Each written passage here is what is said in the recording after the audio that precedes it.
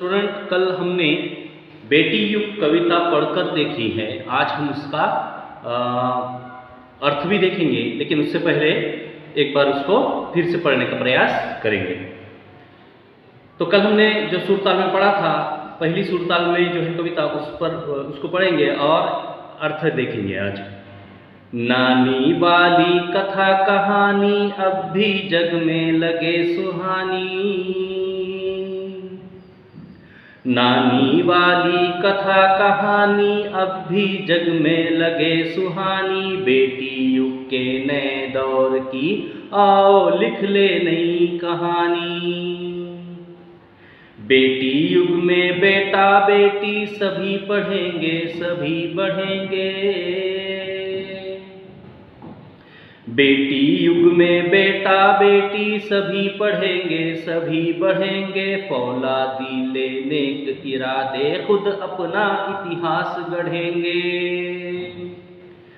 देश पढ़ेगा देश बढ़ेगा, दौड़ेंगी अब तरुण जवानी। नानी वाली कथा कहानी अब भी जग में लगे सुहानी।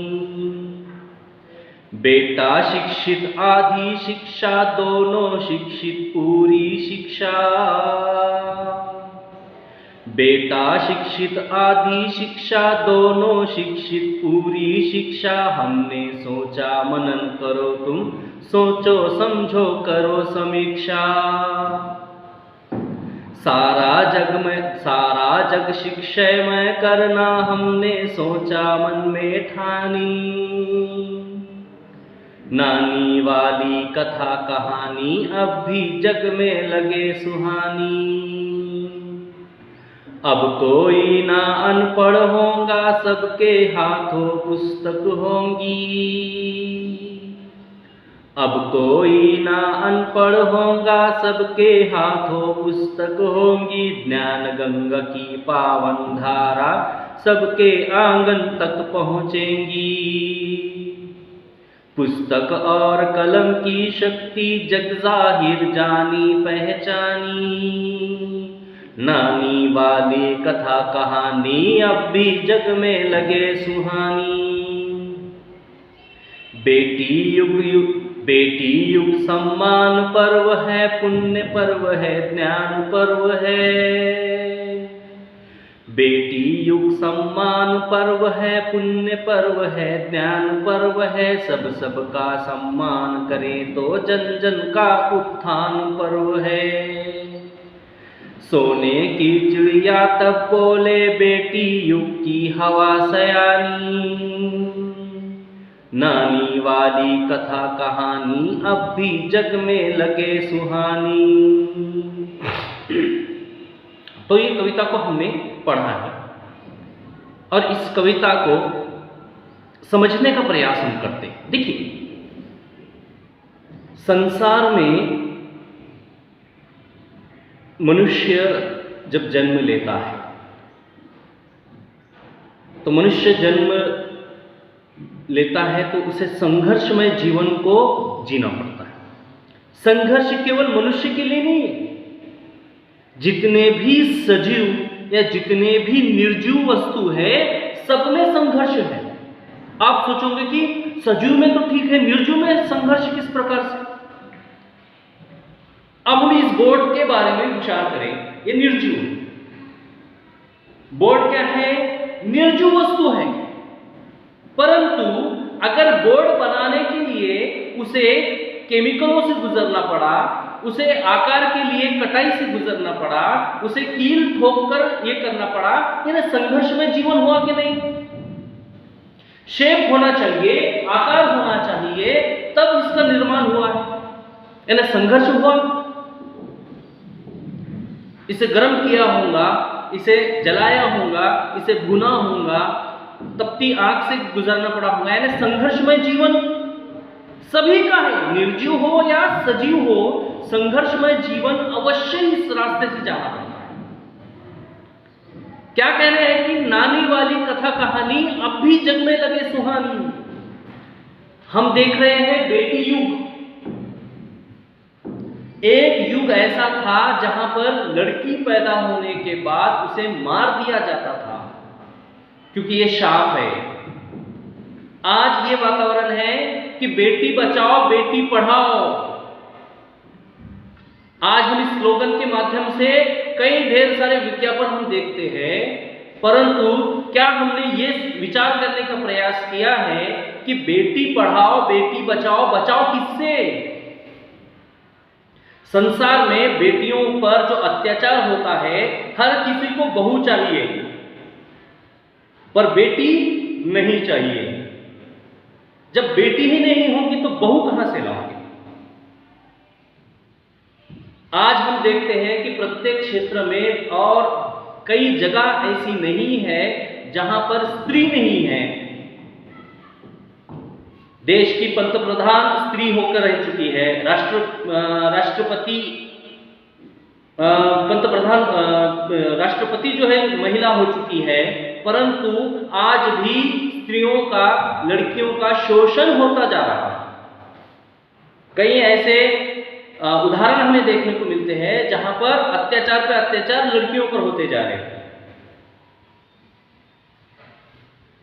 हम ये कब तक ये लड़कियों को बचाओ बेटी पढ़ाओ, ठीक है, लेकिन पढ़ाने के बाद उनको सम्मान नहीं मिल रहा है ना संसार में। कौन सी ऐसी कानून बना या फिर कौन सा ऐसा जो है निर्णय लिया गया कि लड़कियों पर अत्याचार पर जो है, शोषण पर जो है एक लगाम लगाई जाए? मुझे उदाहरण देने की आवश्यकता नहीं है, आप लोग उदाहरण देख सकते हो। आज बेटी युग के बारे में हम पढ़ रहे हैं, बेटी युग सम्मान पर्व है, पुण्य पर्व है, लेकिन क्या हमने उनका सम्मान किया? आज लड़की 8 बजे के बाद घर से बाहर नहीं निकल सकती। एक समय ऐसा था, एक राजा के पास एक महिला आई जो सोने से लगी हुई थी। तो उस राजा ने उनसे पूछा कि जब तुम जंगल से गुजर रही थी, जब जंगल से आ रही थी और बहुत सारे देहातों से, गांवों से जब आप गुजर रही थी, तो क्या आप पर किसी ने गलत नजर डाली या आपको किसी चोर लुटेरे ने लूटने की कोशिश की?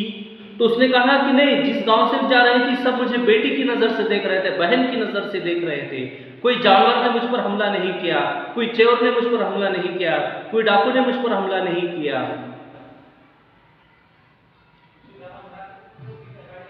हमें स्वयं को बदलना है।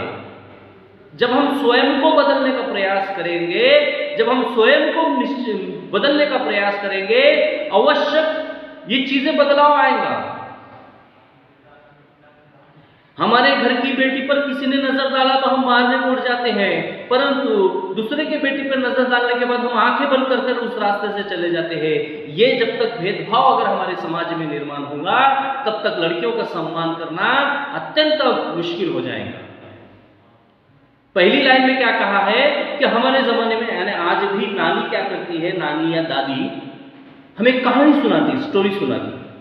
क्या कह रहा है कि नानी वाली कथा कहानी अब भी जग में लगे सुहानी, यानी नानी के पास हम कहानी सुनने के लिए जाते हैं। नानी जो एक्सपीरियंस वाले हमको कहानी सुनाती है, नानी जो मॉरल वाले स्टोरीज हमको सुनाती है, उससे हमारे जीवन में परिवर्तन आता है। कहानी क्या है?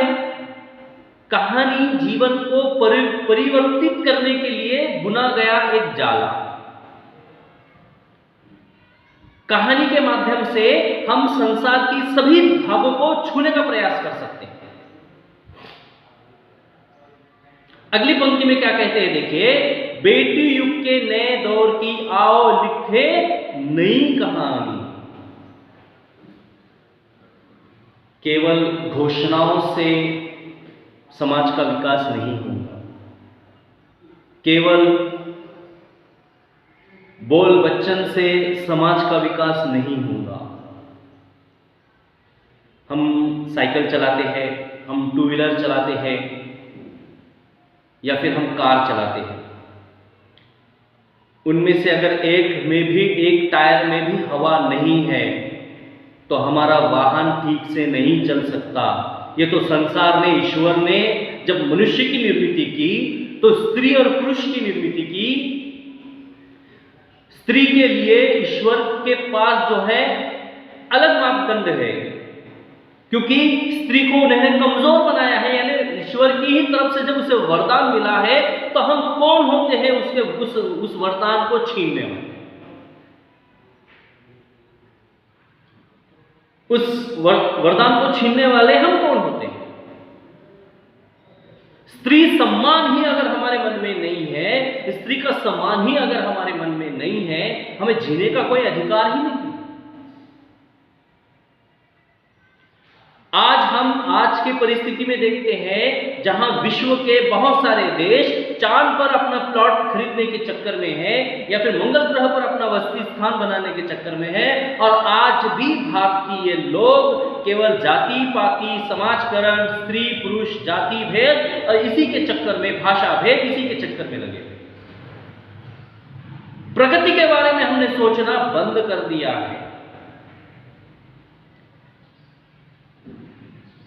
जो बाग जो है खिला हुआ है, खुला हुआ है, वहां पर हम नांगर चला रहे हैं ताकि नई फसलें लगाई जाए, परंतु जो बाग ऑलरेडी भरा पूरा हुआ है उसको संगोपन करने की आवश्यकता है, नए बाग की आवश्यकता नहीं है। परंतु संसार में ऐसे बुद्धिजीवी लोग हैं जो इसका प्रयास उल्टे दिशा में लेने का प्रयास करते हैं। स्त्रियों पर अत्याचार दिन ब दिन बढ़ते जा रहे हैं। कौन सी स्त्री सुरक्षित है मुझे बताइए ना। पैदा होने से लेकर तो बूढ़ी स्त्री तक भी आज सुरक्षित नहीं है।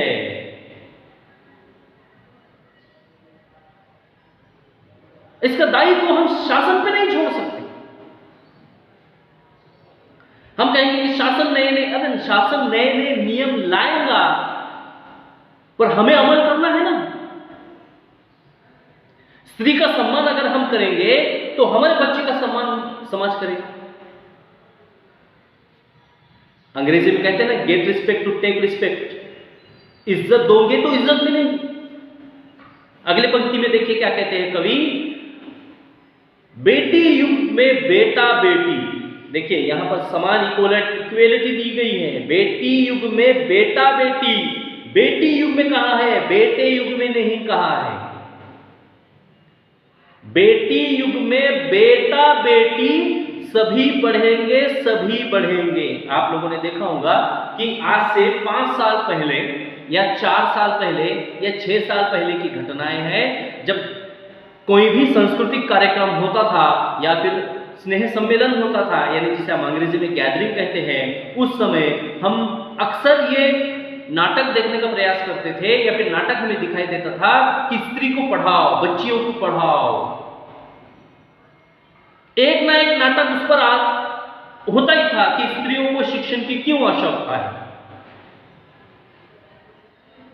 यहां क्या कह रहा है कि बेटी युग में बेटा बेटी सभी पढ़ेंगे, सभी बढ़ेंगे। पढ़ाई करने के बाद इंसान रुकता नहीं है। डॉक्टर बाबा साहेब अम्बेडकर कहते हैं कि एजुकेशन वो शेरनी का दूध है, जो पी लिया वो गुरगुराए सिवा रहेगा नहीं। अगर मेरे पास नॉलेज नहीं है, मेरे पास एजुकेशन नहीं है ना, तो मैं उस जगह शांत हो जाऊंगा क्योंकि मुझे जवाब देना नहीं आता। परंतु अगर मुझे एजुकेशन का नॉलेज है, उस चीज का अगर मुझे ज्ञान है, तो मैं उस पर विरोध करना अवश्य विरोध करूंगा। यहां पर बेटी युग में बेटा बेटी सभी पढ़ेंगे, सभी बढ़ेंगे। केवल स्त्रियों को पढ़ाओ ऐसा कहा है क्या आनंद विश्वास जी ने? यहां पर फिर इक्वेलिटी की बात आती है। जब पुरुष प्रधान देश हो तो वहां पर पुरुषों का विचार किया जाता है, परंतु बेटी युग में आनंद विश्वास जी कह रहे हैं कि बेटी युग में दोनों को इक्वेलिटी दो, दोनों को पढ़ाओ। आगे देखिए क्या कहते हैं, फौलादी ले नेक इरादे खुद अपना इतिहास गढ़ेंगे। इतिहास गढ़ाने के लिए आज हम देखते हैं कि कल्पना चावला, इतिहास बढ़ाने के लिए देखते हैं प्रतिभाताई पाटिल, इतिहास बढ़ाने के लिए हम देखते हैं साइना नेहवाल, सानिया मिर्जा, फोगाट, इंदिरा गांधी, ये भी स्त्रियां थी, ये भी स्त्रियां थी। अगर हम दंगल इस मूवी को देखते हैं तो दंगल इस पिक्चर से हमें यह पता चलता है, ये नहीं सोचो कि गीता कुमारी फोगाट ने मेडल लाया भारत के लिए, वो तो उसने काम करने के बाद उसको मेडल मिला, परंतु वो काम करने से पहले उसको जो संघर्ष में जीवन जीना पड़ा, क्या हमने उस विषय पर विचार किया? हमें मूवी देखते हैं, हम मूवी के लास्ट मोमेंट हमें बहुत पसंद आता है कि लास्ट मोमेंट में वो गोल्ड मेडल मारती है, हमें बहुत आनंद होता है, परंतु वो आनंद के पीछे जो संघर्ष था वो एक स्त्री होने की वजह से संघर्ष हुआ है। कभी इस विषय पर हमने चर्चा की है क्या? स्त्रियों का सम्मान और अपमान हमारे हाथों है। अगर हमारे घर की स्त्रियों को सम्मान मिलना चाहिए तो हम दूसरे की स्त्रियों को सम्मान करें। आगे देखिए क्या कहते हैं, फौलादी ले नेक इरादे, यानी फौलाद जो सबसे मजबूत एक धातु होता है, फौलादी ले नेक इरादे खुद अपना इतिहास गढ़ेंगे। इतिहास हमको किस तरह गढ़ना है? आनंद विश्वास जी कहते हैं कि स्त्रियों को सशक्त करो। अगली पंक्ति में देखिए क्या कहते हैं कि देश पढ़ेगा देश बढ़ेगा, दौड़ेगी अब तरुण जवानी, नानी वाली कथा कहानी अब भी जग में लगे सुहानी। देश पढ़ेगा देश बढ़ेगा। आज परिस्थिति क्या है और आनंद विश्वास जी क्या कह रहे हैं, इस पर हमें चर्चा करनी है। आज की परिस्थिति केवल और केवल हमें यह दिखाई देती है कि हमें संसार में एक दूसरे से अलग करने का प्रयास जो किया जा रहा है, संसार में एक दूसरे से विभिन्न परिस्थितियों पर लड़ने का प्रयास किया जा रहा है, वो वास्तव में एक बहुत बड़ा संकट हमारे जीवन में आ रहा है। संसार का सबसे महत्वपूर्ण भाग जो स्त्री है, आज उसको दबाने का प्रयास किया जा रहा है। देश जब बढ़ेगा तो आगे बढ़ेगा, ये निश्चय हमारे मन में आ जाए तो कौन सी भी परिस्थिति हमारा कुछ नहीं बिगाड़ सकती। आगे देखिए क्या कहते हैं, बेटा शिक्षित आधी शिक्षा। देखो बेटा अगर पढ़ता है ना तो केवल आधी शिक्षा कहा गया है। सच में एक बहुत अच्छी बात ध्यान में आई है, और इस पर कहा गया है कि अगर किसी घर का पुरुष पढ़ता है तो वो पढ़ाई केवल दरवाजे के बाहर है, लेकिन किसी घर की स्त्री पढ़ती है ना तो वो 7 पीढ़ियों को सुधारने का काम करती है। क्योंकि बच्चा लड़का हो या लड़की हो, उसकी पहली पाठशाला उसकी मां की गोद होती है। मां अगर अनपढ़ है, मां अगर पढ़ी लिखी नहीं है तो बच्चे उसी प्रकार से होंगे, परंतु मां अगर सुशिक्षित है तो बच्चे किस प्रकार से निकलेंगे? सुशिक्षित। बहुत सारे पेरेंट्स इस वाक्य को सुन रहे होंगे तो कह रहे होंगे कि हमारे माता पिता तो पढ़े लिखे नहीं थे, फिर हम सुशिक्षित हो गए। सुशिक्षित का अर्थ होता है कि समाज में सभी वर्गों को, सभी गुणों को अपने अंदर लाना। अब बहुत सारे ऋषि मुनि ऐसे थे जिनको पढ़ना नहीं आता था, लेकिन उनके ज्ञान आज भी हम पढ़ते हैं। इसका अर्थ पढ़ा लिखा मन से भी होना आवश्यक होता है। आगे देखिए क्या कह रहे हैं, बेटा शिक्षित आधी शिक्षा। बेटा अगर शिक्षित है ना तो सिर्फ आधी शिक्षा है, और दोनों शिक्षित पूरी शिक्षा।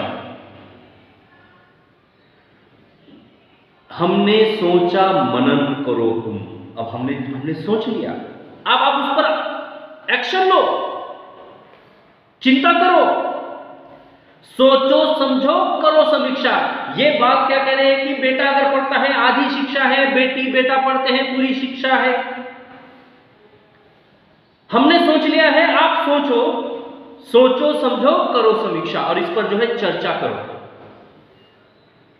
सारा जग शिक्षामय करना हमने सोचा मन में ठानी, नानी वाली कथा कहानी अब भी जग में लगे सुहानी।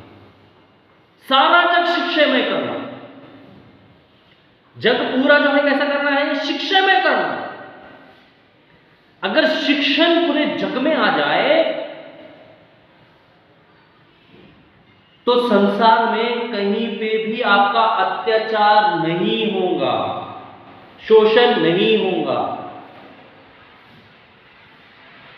अगली पंक्ति जो है हम अगले पीरियड में लेंगे। जब तक इसको याद कीजिए और समझने का